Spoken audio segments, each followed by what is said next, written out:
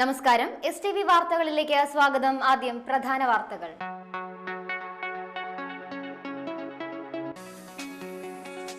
നാട്ടിക പള്ളം ബീച്ചിൽ ബധിരമുഖ യുവതിക്ക് ക്രൂരപീഡനം. പൊതുവിദ്യാലയങ്ങളിലെ അടിസ്ഥാന സൗകര്യങ്ങൾ ഒരുക്കി ആകർഷകമാക്കി നവീകരിക്കാനാണ് സർക്കാർ ലക്ഷ്യമിടുന്നതെന്ന് വിദ്യാഭ്യാസ മന്ത്രി professor C Raveendranath. Perinjanam service സഹകരണ ബാങ്കിന്റെ ആഭിമുഖ്യത്തിൽ വിദ്യാഭ്യാസ അവാർഡുകൾ വിതരണം ചെയ്തു. വിശദമായ വാർത്തകളിലേക്ക്. നാട്ടിക പള്ളം ബീച്ചിൽ ബധിരമുഖ യുവതിക്ക് ക്രൂരപീഡനം. വീട്ടിൽ അതിക്രമിച്ചു കയറിയ അജ്ഞാതൻ യുവതിയെ ക്രൂരബലാത്സംഗത്തിനിരയാക്കി. ഗുരുതരമായി പരിക്കേറ്റ യുവതിയെ തൃശൂർ മെഡിക്കൽ കോളേജ് ആശുപത്രിയിൽ പ്രവേശിപ്പിച്ചു. പള്ളം ബീച്ചിൽ അമ്മയോടൊപ്പം താമസിക്കുന്ന 38-കാരിയാണ് ക്രൂരമായി പീഡിപ്പിക്കപ്പെട്ടത്. ഇന്നലെ രാവിലെ അമ്മ തൃപ്രയാറിലേക്ക് പോകുന്നതിന് മുൻപ് മകളെ വീടിനടുത്തുള്ള അംഗൻവാടിയിൽ കൊണ്ടുവിട്ടിരുന്നു. തുടർന്ന് വൈകിട്ട് 5ഓടെ തിരിച്ചു വരുമ്പോൾ വീടിന് പുറകിൽ മുറ്റത്ത് അർദ്ധനഗ്നയായി ഇരിക്കുന്ന മകളെയാണ് കണ്ടത്. രഹസ്യഭാഗത്തു നിന്ന് രക്തമൊഴുകുന്ന നിലയിൽ അവശയായിരുന്നു മകൾ. വിവരം തിരക്കിയപ്പോൾ മകൾ ആംഗ്യം കാണിച്ചത് കണ്ട് പാമ്പ് കടിയേറ്റെന്നായിരുന്നു അമ്മ കരുതിയത്. യുവതിയെ നാട്ടുകാരും അമ്മയും ചേർന്ന് തൃശൂർ മെഡിക്കൽ കോളേജ് ആശുപത്രിയിൽ പ്രവേശിപ്പിക്കുകയും പരിശോധനയിൽ പാമ്പ് കടിയേറ്റല്ല മുറിവെന്ന് മനസ്സിലാവുകയും ചെയ്തു. വിദഗ്ധ പരിശോധനയിലാണ് പീഡിപ്പിക്കപ്പെട്ടതാണെന്ന് വ്യക്തമായത്. തുടർന്ന് പോലീസ് നടത്തിയ അന്വേഷണത്തിൽ കാതിൽ കടുക്കനിട്ട് താടിയുള്ള ഒരാളാണ് തന്നെ പീഡിപ്പിച്ചതെന്ന് യുവതി മൊഴി നൽകി. വീടിന് സമീപത്തെ അംഗൻവാടി ഇന്നലെ വൈകിട്ട് 3:15 അടച്ചിരുന്നു. അംഗൻവാടിയിലെ ജീവനക്കാരോട് അടുത്ത വീട്ടിൽ TV കാണാനെന്ന് പറഞ്ഞ് യുവതി പോവുകയായിരുന്നു. TV കണ്ട് എപ്പോഴാണ് യുവതി വീട്ടിൽ തിരിച്ചെത്തിയതെന്ന് വ്യക്തമല്ല. 3:30നും 5:30നും ഇടയ്ക്കാണ് യുവതി പീഡിപ്പിക്കപ്പെട്ടതെന്നാണ് പ്രാഥമിക നിഗമനം. പീഡന വിവരം വ്യക്തമായതോടെ ഇന്ന് രാവിലെ തന്നെ പോലീസ് എത്തി വീട് പൂട്ടി സീൽ ചെയ്തു. തുടർന്ന് ആശുപത്രിയിൽ നിന്ന് യുവതിയുടെ അമ്മ തിരിച്ചെത്തിയതിനു ശേഷമാണ് വീട്ടിൽ പരിശോധന നടത്തിയത്.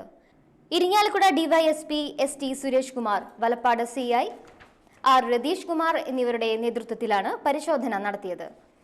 യുവതിയെ പരിക്കുകളോടെ കണ്ടെത്തിയ മുറ്റത്തെ ഷെഡിൽ ബലപ്രയോഗം നടന്നതിന്റെ ലക്ഷണങ്ങളുണ്ട്. സ്ഥലത്ത് നിന്ന് കണ്ടെത്തിയ കയറിൽ രക്തവും കണ്ടെത്തി. യുവതി ധരിച്ചിരുന്ന നൈറ്റി തെങ്ങിന്റെ തടത്തിൽ നിന്ന് കണ്ടെടുത്തു. നിലവിൽ ഒട്ടേറെ കേസുകളിൽ പ്രതിയായിരുന്ന സമീപവാസിയായ യുവാവിനെ കേന്ദ്രീകരിച്ചാണ് പോലീസ് അന്വേഷണം നടത്തുന്നതെന്നാണ് സൂചന. വിരലടയാള വിദഗ്ധർ സ്ഥലത്തെത്തി തെളിവുകൾ ശേഖരിച്ചു. സ്ഥലത്തെത്തിച്ച പോലീസ് നായ ആര്യ വീടിന് കിഴക്ക് 300 മീറ്റർ വരെ പോയി തിരിച്ചു വന്നു. പൊതുവിദ്യാലയങ്ങളെ അടിസ്ഥാന സൗകര്യങ്ങൾ ഒരുക്കി ആകർഷകമാക്കി നവീകരിക്കാനാണ് സർക്കാർ ലക്ഷ്യമിടുന്നതെന്ന് വിദ്യാഭ്യാസ മന്ത്രി പ്രൊഫസർ സി രവീന്ദ്രനാഥ്. കൈപ്പമംഗലം നിയോജക മണ്ഡലത്തിലെ വിദ്യാർത്ഥികൾക്ക് ET ടൈസൺ MLA ഏർപ്പെടുത്തിയ വിദ്യാഭ്യാസ അവാർഡ് വിതരണ അനുമോദന സദസ്സ് ശ്രീനാരായണപുരം പോള ഹാളിൽ ഉദ്ഘാടനം ചെയ്യുകയായിരുന്നു അദ്ദേഹം. 1000 വിദ്യാലയങ്ങളെ ഹൈടെക് ആക്കാനും നിയോജക മണ്ഡലത്തിലെ ഓരോ വിദ്യാലയങ്ങളെ തിരഞ്ഞെടുത്ത് മാതൃകാ വിദ്യാലയങ്ങളാക്കുവാനും പ്രവർത്തന പരിപാടി തയ്യാറാക്കുന്നതായും വിദ്യാഭ്യാസ മന്ത്രി പ്രൊഫസർ സി രവീന്ദ്രനാഥ് പറഞ്ഞു. ET ടൈസൺ MLA അധ്യക്ഷത വഹിച്ചു. 100% വിജയം നേടിയ വിദ്യാലയങ്ങളായ മതിലകം OLGHSSനും എടവിലങ്ങ് ഗവൺമെന്റ് സ്കൂളിനും block panchayat president KK Abeed Ali award സമ്മാനിച്ചു. കൈപ്പമംഗലം ഗവൺമെന്റ് VHSSനെയും ചടങ്ങിൽ ആദരിച്ചു. LSS, USS നേടിയ വിദ്യാർത്ഥികൾ, SSLC, +2, VHSC വിഭാഗങ്ങളിൽ A+ കരസ്ഥമാക്കിയ വിദ്യാർത്ഥികൾ എന്നിവർക്കുള്ള അവാർഡുകളും സമ്മേളനത്തിൽ വെച്ച് വിതരണം ചെയ്തു. അനുമോദന സദസ്സിന്റെ ഭാഗമായി വിദ്യാഭ്യാസത്തിന്റെ അനന്ത സാധ്യതകൾ എന്ന വിഷയത്തിൽ ഡോക്ടർ CC ബാബു ക്ലാസ് നയിച്ചു. വിവിധ ഗ്രാമപഞ്ചായത്ത് പ്രസിഡന്റുമാരായ TM ഷാഫി, EG സുരേന്ദ്രൻ, മല്ലിക എരുമത്തിരുത്തി, ബൈന പ്രദീപ്, KK സച്ചിത്, പ്രസാദിനി മോഹനൻ, TK മീരാഭായ് തുടങ്ങിയവർ സംസാരിച്ചു. പെരിഞ്ഞനം സർവീസ് സഹകരണ ബാങ്കിന്റെ ആഭിമുഖ്യത്തിൽ വിദ്യാഭ്യാസ അവാർഡുകൾ വിതരണം ചെയ്തു. Irinjalakuda MLA professor KU Arunan ഉദ്ഘാടനം ചെയ്തു.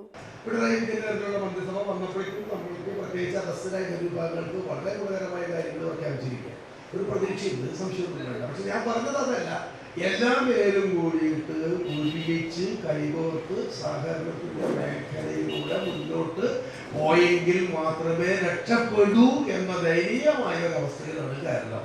വിദ്യാഭ്യാസ സമ്പ്രദായം അതല്ല. ഒരു വർഷവും വേണ്ട, സ്വന്തം കുട്ടീനെ പഠിപ്പിക്കാൻ ആഗ്രഹിച്ച ഒരാള് ബാങ്കിൽ നിന്നെടുത്ത കടത്തിന്റെ പേരിൽ ജപ്തി വന്ന് പൈസ എന്നിട്ടും തയ്യാറെ വന്നപ്പോൾ ജോസഫ് എന്ന് പറയുന്ന രക്ഷിതാവ് കാരാഗൃഹത്തിന്റെ അല്ലെങ്കിൽ ജയിലിന്റെ ഇരുട്ടിൽ കിടക്കുന്ന ഒരു കേരളത്തിലാണ് ഇപ്പൊ പോകുന്നില്ല. Bank president M K Sathyanathan അധ്യക്ഷത വഹിച്ചു. ഗ്രാമപഞ്ചായത്ത് president K K Sajith award വിതരണം നടത്തി. M A Vijayan, C K Girija, Hemalatha Rajukuttan, T P Ajayan, K K Kuttan, P K Arumughan എന്നിവർ സംസാരിച്ചു. OS സത്യൻ അനുസ്മരണത്തിന്റെ ഭാഗമായി രക്ഷിതാക്കൾക്കായി ആരോഗ്യ ക്ലാസ് സംഘടിപ്പിച്ചു. പെരിഞ്ഞനം ഗവൺമെന്റ് UP സ്കൂളിൽ നടന്ന യോഗം സമിതി ചെയർമാൻ CM വേലായുധൻ ഉദ്ഘാടനം ചെയ്തു.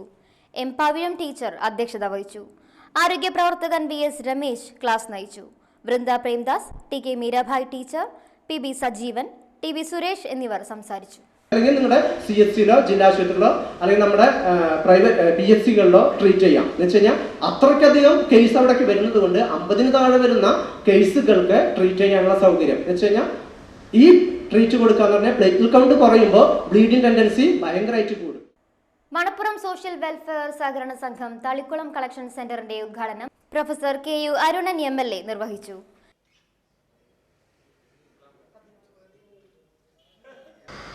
അപ്പൊ എൻ്റെ രഥിക്കണ ഒരു രസിക്കാൻ നമുക്ക് മാഷക്ക് പറ്റിയൊരു ഐഡിയ ഞാൻ പറഞ്ഞു തരാട്ടാ.